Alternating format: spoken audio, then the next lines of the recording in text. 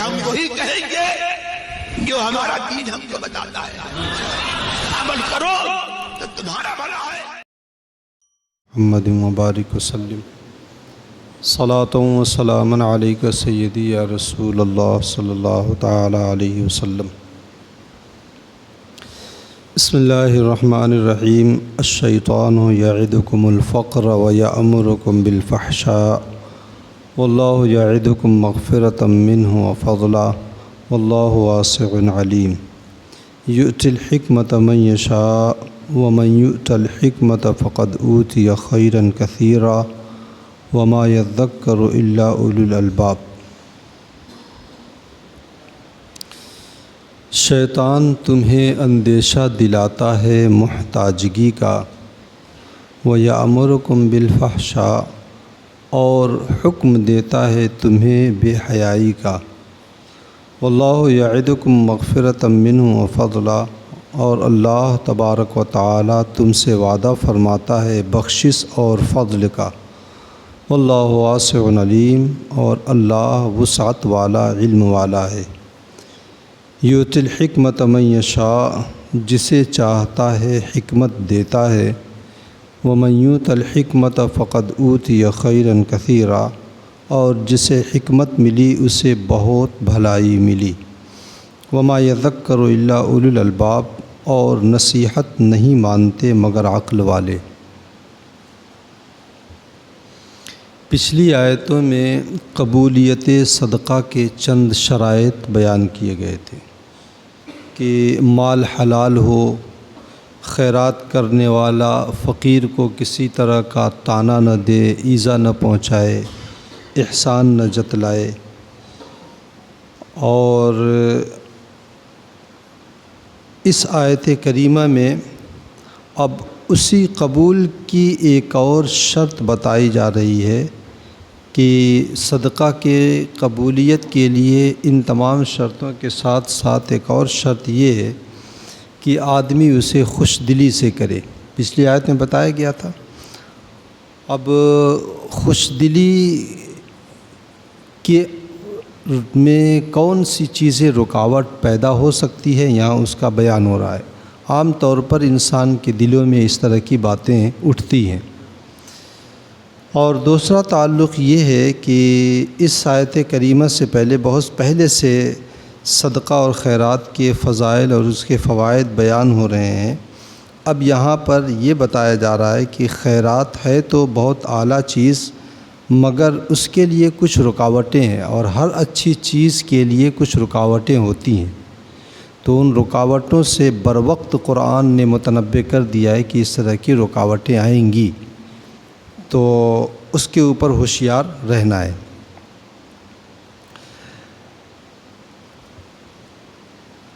اللہ رب العزت نے فرمایا وہ کیا چیز ہے وہ رکاوٹیں؟ الشیطان یعدکم الفقر، کہ جب تم صدقہ اور خیرات کرتے ہو اور اپنے خون پسینے کی کمائی کہیں راہ خدا میں کسی غریب کو دیتے ہو، تو شیطان تمہیں اندیشہ دلاتا ہے محتاجگی کا کہ زیادہ دے دو گے تو کھاؤ گے کیا، فقیر ہو جاؤ گے۔ اور یہی نہیں، اور بھی طرح طرح کے وسوسے ڈالتا ہے۔ وہ اس طرح کے وسوسے ڈالتا ہے، پتہ نہیں جس کو دے رہے ہو وہ مستحق ہے کہ نہیں، پتہ نہیں وہ کہاں پہ خرچ کر دے۔ تو اس طرح کی باتیں وہ ہمارے دلوں میں ڈالتا ہے، اور اس کا بنیادی مقصد یہ ہوتا ہے کہ بندہ مومن اس نیک کام سے رک جائے، اور اس کا کوئی مقصد نہیں ہوتا ہے۔ تو اس میں چونکہ سب سے زیادہ مؤثر جو انسان کے اوپر ہوتا ہے وہ یہ کہ ہم غریب ہو جائیں گے، اس لیے وہ دل میں سب سے زیادہ پہلے یہی بات ڈالتا ہے کہ تم غریب ہو جاؤ گے، سارا مال اٹھا کر کے دے دو گے، یا اتنی بڑی مقدار میں مال دے دو گے تو اتنا مال تمہارا کم ہو جائے گا۔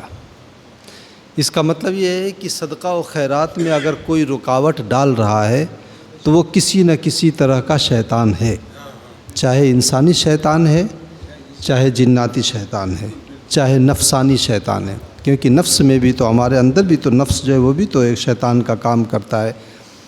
کہ برائیوں سے کا حکم دیتا ہے، بھلائیوں سے روکتا ہے۔ ان النفس لامارۃ بالسوء، نفس تو برائیوں کا بہت حکم دیتا ہے۔ تو اللہ رب العزت نے فرمایا ہے کہ ان الشیطان یعدکم الفقر، شیطان تمہیں محتاجگی اور غربت کا اندیشہ دلاتا ہے، اور سچی بات یہ ہے کہ صدقہ سے مال میں کمی نہیں ہوتی ہے۔ میں نے وہ حدیث رمضان میں بڑی تفصیل سے بتائی تھی۔ اللہ کے رسول نے فرمایا تھا کہ 3 باتوں پہ قسم اللہ کے رسول صلی اللہ علیہ وسلم نے کھائی تھی۔ اس میں سے ایک بات یہ تھی کہ ما نقص مال عبد من صدقہ، صدقہ سے بندے کے مال میں کبھی کمی نہیں ہوتی ہے۔ اور کیا کرتا ہے؟ وَيَأْمُرُكُمْ بِالْفَحْشَاءِ، تمہیں برائیوں اور بے حیائیوں کا حکم دیتا ہے۔ یہ برائیاں معاشرتی سطح کی ہوں، رسم و رواج میں ہوں، یا اور کسی طرح کی اس طرح کی باتوں کا تمہیں حکم دیتا ہے۔ جیسے شادی کی غلط رسم و رواج آدمی کرنے پر تلا رہتا ہے، بضد رہتا ہے کہ خوشی کا موقع زندگی میں ایک ہی مرتبہ تو آتا ہے، ایک ہی تو بیٹا ہے، اب اگر آرزو پوری نہیں کریں گے تو کب پوری کریں گے؟ تو یہ سب شیطانی دمچھلے ہوتے ہیں، اور یہ شیطانی وسوسے ہوتے ہیں جس میں جو ہے شیطان لوگوں کو گھیر لیتا ہے۔ وَيَأْمُرُكُمْ بِالْفَحْشَاءِ۔ اسی طریقے سے اور بھی دوسری بہت سی ایسے رسم و رواج ہوتی ہیں۔ مسجد میں ضرورت پڑ گئی، مدرسے میں ضرورت پڑ گئی، کسی غریب کے ہاں ضرورت پڑ گئی، کسی غریب بچے کی شادی کی ضرورت پڑ گئی، لوگوں کا ہاتھ جلدی کھلتا نہیں ہے۔ لیکن الیکشن آ جائے، ممبری کا وہ آ جائے، یا اور کوئی بازی لگانی آ جائے تو آدمی دل کھول کر کے خرچ کرتا ہے۔ تو یہ سب شیطان، اسی کو اللہ رب العزت نے فرمایا وَيَأْمُرُكُمْ بِالْفَحْشَاءِ، تمہیں برائیوں کا حکم دیتا ہے۔ تو ہم تو یہ دیکھیں، اگر اپنا تجزیہ کریں تو ہمیں تو یہی سمجھ میں آتا ہے کہ شیطان ہمیں ڈراتا ہے محتاجگی سے تو ہم ڈر جاتے ہیں، اور برائیوں کا ہمیں حکم دیتا ہے تو ہم اس میں کود پڑتے ہیں۔ یہی تو ہوتا ہے، زیادہ تو یہی ہوتا ہے۔ اللہ تعالی ہمیں اور آپ کو اس بات سے محفوظ رکھے۔ حالانکہ حقیقت واقعہ اس کے برخلاف ہے کہ اللہ تبارک و تعالی، یہ شیطان کا کام ہے۔ اللہ رب العزت کیا فرماتا ہے؟ وَاللَّهُ يَعِدُكُم مَّغْفِرَةً مِّنْهُ وَفَضْلًا، اللہ تبارک و تعالی تم سے وعدہ فرماتا ہے بخشش اور فضل کا، کہ تمہارے گناہوں کو بخش دے گا، تمہارے اوپر فضل فرمائے گا۔ ایک ہوتا ہے عدل اور ایک ہوتا ہے فضل۔ عدل یہ ہوتا ہے کہ آدمی نے جتنا کام کیا ہے اتنی اجرت اسے دی جائے، جتنا کام کیا ہے اتنی اجرت، جتنے کا وہ حقدار ہے اتنا اسے دیا جائے۔ اور فضل یہ ہے کہ بغیر جو ہے آدمی اپنی جانب سے بلا طلب اسے دے دے، یہ فضل ہے۔ تو اللہ تبارک و تعالی صدقہ و خیرات پر عدل ہی نہیں، فضل کا وعدہ فرما رہا ہے کہ بن مانگے میں تمہیں دوں گا، اور تمہاری ضرورت تمہارے حق سے زیادہ میں تمہیں عطا کروں گا۔ واللہ یعدکم مغفرۃ منہ وفضلا، اللہ تبارک و تعالی وعدہ فرماتا ہے بخشش اور فضل کا۔ واللہ واسع علیم، اور اللہ تبارک و تعالی وسعت والا، علم والا ہے۔ یؤتی الحکمۃ من یشاء، اچھا دولت تو ایک نعمت ہے، ہم کو تو زیادہ دولت ہی نعمت سمجھ میں آتی ہے، لیکن صرف نعمت دولت ہی نہیں ہے۔ اللہ تب ہم اگر اپنے بدن میں اگر دیکھیں تو بے شمار ایسی باتیں جو اللہ رب العزت کی نعمت ہیں۔ یہ ہم صحت، یہ بھی اللہ رب العزت کی نعمت ہے، اولاد یہ بھی اللہ رب العزت کی نعمت ہے، اگر ہمیں نیکیوں کی توفیق مل رہی ہے تو یہ بھی اللہ رب العزت کی نعمت ہے، ہمیں علم اگر علم دین حاصل ہو رہا ہے کسی طریقے سے تو یہ بھی اللہ رب العزت کی نعمت ہے۔ تو اچھا یہ جتنی نعمت ہے یہ سب رزق میں بھی شمار ہوتا ہے۔ تو ہم سمجھتے ہیں کہ جو درہم و دینار ہے، جو پیسہ روپیہ، یہی رزق ہے۔ رزق، صحت بھی رزق ہے، یہی رزق جو ہے ہمیں صحت کی شکل میں مل جاتا ہے، کبھی جو ہے بیماریوں سے حفاظت کی شکل میں مل جاتا ہے، اولاد کی شکل میں مل جاتا ہے، بزرگی نیکی کی شکل میں مل جاتا ہے، نماز کی پابندی کی شکل میں مل جاتا ہے۔ تو یہ اللہ تبارک و تعالیٰ کا سب رزق ہے، یہ سب نعمتیں ہیں اور یہی رزق ہیں۔ تو صرف دولت ہی کو رزق سمجھنا یہ جو ہے ہوشیاری نہیں ہے، بلکہ یہ بیوقوفی ہے۔ تو اللہ رب العزت نے فرمایا کہ اس فضل میں کیا چیز ہوگی، دنیا کی جو ضرورتیں ہوں گی وہ تو ہوں گی ہی، اور کیا چیز، یؤتی الحکمت من یشاء، اللہ تعالیٰ جسے چاہتا ہے حکمت عطا کرتا ہے۔ حکمت سے مراد یہاں پر علم ہے۔ علم بڑی چیز ہے، ہم اسے سمجھتے نہیں ہیں، اور خاص طور سے علم دین بہت بڑی چیز ہے۔ اتنی بڑی چیز ہے کہ اللہ کے رسول صلی اللہ علیہ وسلم نے فرمایا ہے کہ اگر ایک عابد پوری رات عبادت کرے اور ایک صاحب علم، ایک عالم پوری رات سوئے، تو عالم کا سونا عابد کی عبادت سے افضل ہے۔ حضرت عبداللہ ابن عباس نے فرمایا ہے کہ تدارس العلم ساعۃ من اللیل خیر من احیائها، پوری رات عبادت کرنا اس سے بہتر یہ ہے کہ آدمی چند لمحے بیٹھ کر کے دین کی 2-3 باتیں سیکھ لے۔ تو صرف 2-3 باتیں سیکھ لینا یہ پوری رات عبادت سے افضل ہے۔ ہمیں یہ سمجھ میں نہیں آتا ہے، لیکن حقیقت یہی ہے۔ اللہ کے رسول صلی اللہ علیہ وسلم فرماتے ہیں کہ قیامت کے دن پوری امت علماء کی محتاج ہوگی، اور قیامت میں تو ہوگی جنت میں بھی علماء کے محتاج ہوں گے۔ اللہ تبارک و تعالیٰ جنت میں سب کچھ، ساری نعمتیں دے دے گا، پھر بھی اللہ رب العزت کہے گا کہ مجھ سے مانگو۔ اب یہ پریشان ہم مانگیں کیا، مل تو سب کچھ گیا ہے۔ تو یہ علماء کے پاس جائیں گے، ان سے پوچھا ہم کیا مانگیں، تو علماء انہیں بتائیں گے یہ مانگ لو۔ تو علم بہت بڑی نعمت ہے یہ۔ آپ اس سے اندازہ لگائیں، اللہ کے رسول صلی اللہ علیہ وسلم کی بارگاہ میں ایک خاتون آئی، اور اس نے اپنی اور اپنے شوہر کی غربت کی شکایت کیا کہ میں بہت غریب ہوں، میرا شوہر بہت غریب ہے۔ اللہ کے رسول صلی اللہ علیہ وسلم نے اس کے شوہر کو جب ملاقات ہوئی تب یا بلوا کر کے پوچھا، اور پھر حضور صلی اللہ علیہ وسلم نے کہا تمہیں قرآن کی کچھ صورتیں بھی یاد ہیں؟ کہا ہاں فلاں فلاں صورتیں یاد ہیں۔ تو اللہ کے رسول نے فرمایا کہ تم تو بہت غنی آدمی ہو، تم تو بہت امیر آدمی ہو۔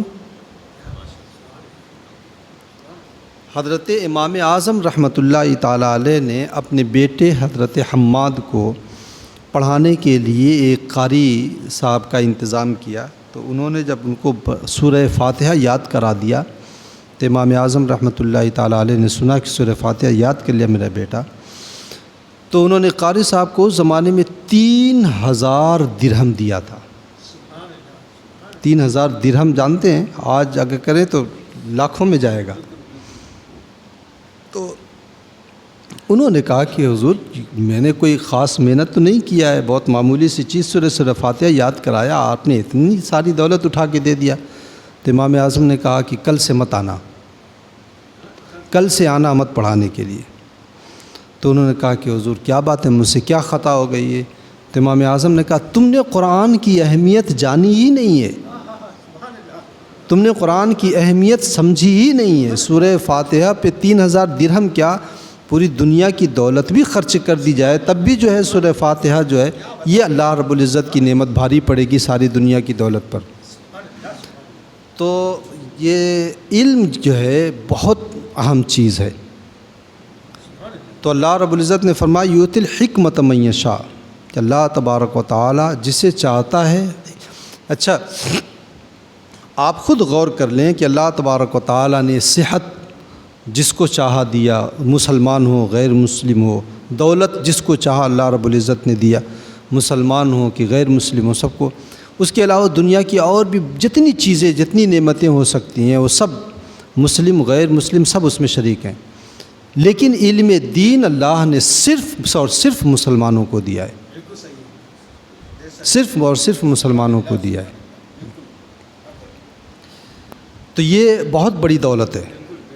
وَمَنْ يُؤْتَ الْحِكْمَةَ فَقَدْ أُوتِيَ خَيْرًا كَثِيرًا، اور جسے حکمت ملی یعنی علم دیا گیا اسے بہت بھلائی ملی ہے۔ دنیا کی دولت کو قرآن پاک نے قلیل کہا، فرمایا نا کل متاع الدنیا قلیل، اے محبوب تم فرما دو دنیا کی دولت بہت قلیل ہے۔ ساری دنیا کی دولت کو اللہ رب العزت قلیل کہہ رہا ہے۔ حدیث پاک میں ہے کہ قرآن اللہ رب العزت کے ہاں دنیا اللہ رب العزت کے نزدیک مچھر کے پر کی حیثیت بھی نہیں رکھتی ہے۔ آپ سوچیں مچھر کے، صحابہ کرام جا رہے تھے اللہ کے رسول صلی اللہ علیہ وسلم کے ساتھ، راستے میں ایک کنارے جو ہے ایک میمنے کا بچہ، بکری کا بچہ جو ہے مرا پڑا تھا، اس کی ناک کٹی ہوئی تھی، کان کٹے ہوئے تھے، تو اللہ کے رسول صلی اللہ علیہ وسلم نے کہا کون اس کو 1 درہم میں خریدے گا؟ تو صحابہ نے کہا یا رسول اللہ یہ تو فری میں بھی ہم نہیں لیں گے، یہ تو فری میں بھی بیکار ہے ہمارے لیے۔ تو اللہ کے رسول نے فرمایا کہ جتنا یہ تمہاری نظر میں گیا گزرا ہے اور جتنا اس کی حیثیت تمہاری نظر میں، اتنی تو کم سے کم ہوتی ہے کہ اگر کوئی لے کر کے اسے چھیل کر کے گوشت پھینک دے اور اس کے جو ہے چمڑے کو دباغت دے دے تو چمڑا استعمال کے لائق ہو جائے گا، اتنی حیثیت تو تھی اس کی نا۔ لیکن اللہ کے رسول فرماتے ہیں کہ جتنا یہ تمہاری نظر میں گرا ہوا ہے اور بے حیثیت ہے، دنیا اس سے بھی کہیں زیادہ اللہ کی نظر میں جو ہے اللہ کے ہاں بے وقعت ہے۔ تو دنیا، پوری دنیا کی دولت کو اللہ رب العزت کہہ رہا ہے قل متاع الدنیا قلیل، اور یہاں پہ کیا کہہ رہا ہے اللہ تبارک و تعالیٰ فرما رہا ہے وَمَن یُؤْتَ الحکمۃ فقد اوتی خیرا، جسے تھوڑا بھی علم دین دے دیا گیا اسے بڑی بھلائیاں دے دی گئی ہیں، اسے زیادہ بھلائی کہا جا رہا ہے۔ یہ علم ہم بس یقین کی باتیں، ہم اللہ اور اس کے رسول کی اس فرمان کے اوپر اگر یقین ہو جائے تو دل مطمئن ہو جائے۔